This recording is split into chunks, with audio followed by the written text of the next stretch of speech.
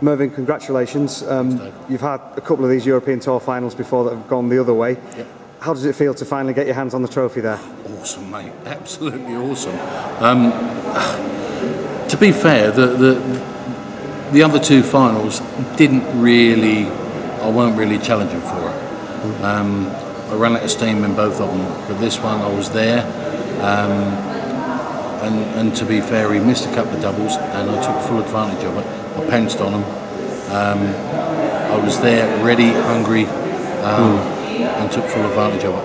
Yeah, you stormed out the blocks there, 3-0 up in the final, and yeah. it looked plain sailing for a while, but he made you sweat. Never is plain sailing. This game, if you think it's plain sailing, you're an idiot.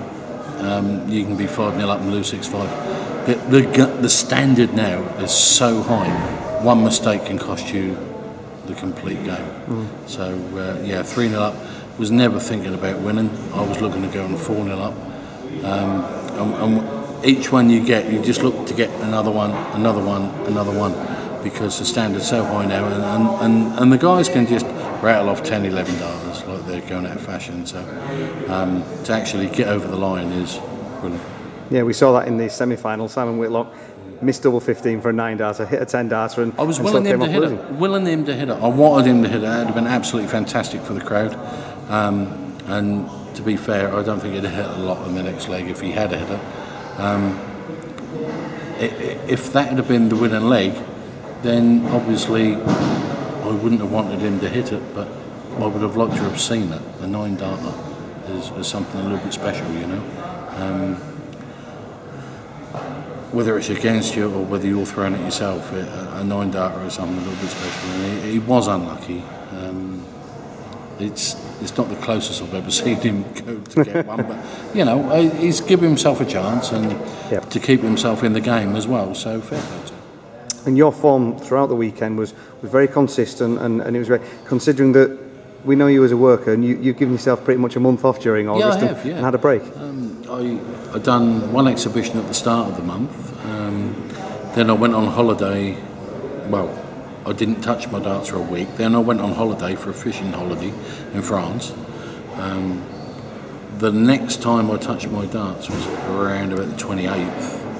So it's like 26 days, 3 weeks without throwing a dart, without even picking them up, to be fair.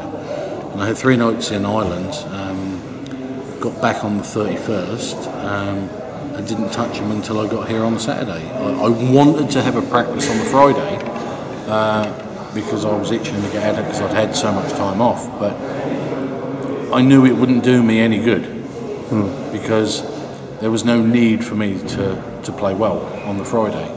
So I thought, well, I'll leave it alone and I'll come here Saturday morning. I need to get them going so I can get focused on what I got, and it's paid off. You know, I mean, sometimes it doesn't, but this weekend it has. A lot of people are seeing this tournament as the start of the rest of the year, if you like. You couldn't have started it any better.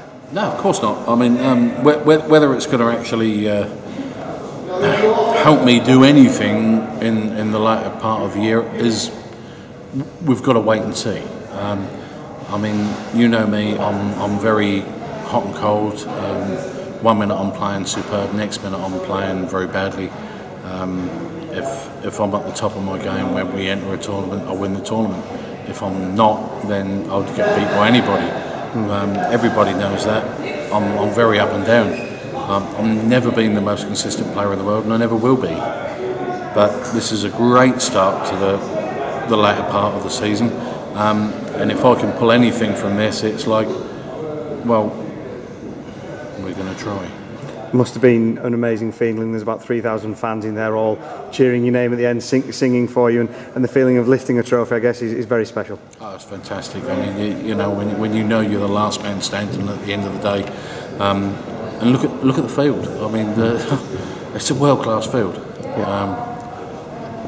At the end of the day, to be here with the trophy and to have won that trophy and be the last man standing, it's triumph for persistence. You know, you've had a few defeats, and Michael, you could see there were a few that you were saying a few words to him there to kind of stick at it, because he's had a few losses himself this year. Yeah, of course he has. I mean, you know, you've got to learn to lose before you can learn to win. I just said to him, look, take it on the chin, mate. You know, you've got a lot more in you, and it's a future world champion that I just beat there.